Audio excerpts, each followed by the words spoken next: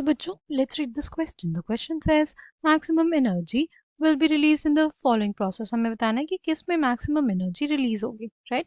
Key concept for this question is electron gain enthalpy. Electron gain enthalpy. Electron gain enthalpy क्या होता है? Electron gain enthalpy is basically the amount of energy released, the amount of energy released when amount of energy released when an electron is added to when an electron is added to an isolated gaseous atom. किसी भी isolated gaseous atom में अगर हम लोग एक electron को add करते हैं तो जो भी एनर्जी रिलीज होती है उसी को हम लोग क्या कहते हैं? उसी को कहते हैं इलेक्ट्रॉन गेन एंथैल्पी. ठीक है. नाउ अगर बात करें कि किन फैक्टर्स पे डिपेंड करती है ये जो इलेक्ट्रॉन गेन एंथैल्पी होती है हमारे पास, ये डिपेंड करती है साइज पे. पहली चीज जिस पे ये डिपेंड करती है वो होता है साइज. ठीक. क्या हो जाएगा? हमारे पास ये न्यूक्लियस है, राइट. और अगर हम इसमें इस एलिमेंट में अगर इलेक्ट्रॉन का एडिशन करते हैं तो क्या होगा?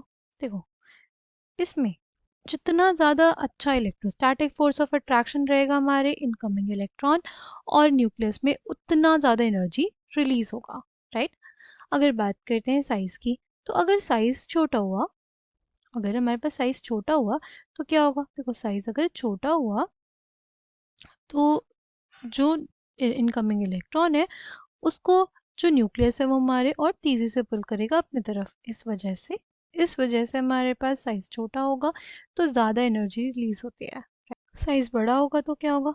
साइज बड़ा होगा तो जो इलेक्ट्रॉन रहेगा वो इस और वो शेल में ऐड हुआ, तो इस शेल में जो दूर शेल है उसमें जब इलेक्ट्रॉन ऐड होगा तो उसके और न्यूक्लियस के बीच में तो ज़्यादा इलेक्ट्रोस्टैटिक फोर्स ऑफ अट्रैक्शन नहीं रहेगा. इस वजह से हमारे पास जो एनर्जी होगी वो कम रिलीज होगी. अगर बात करते हैं बोरॉन, कार्बन, नाइट्रोजन और ऑक्सीजन में सबसे छोटा साइज किसका होता है? सबसे छोटा साइज हमारे पास ऑक्सीजन का होता है, राइट. फिर नाइट्रोजन का होता है, फिर कार्बन का होता है और फिर बोरॉन का होता है, राइट. जैसे जैसे हम लोग मूव करते हैं लॉन्ग द पीरियड हमारे पास साइज डिक्रीज करता है. ठीक. तो बोरॉन का सबसे बड़ा साइज, फिर कार्बन का, फिर नाइट्रोजन का, फिर ऑक्सीजन का.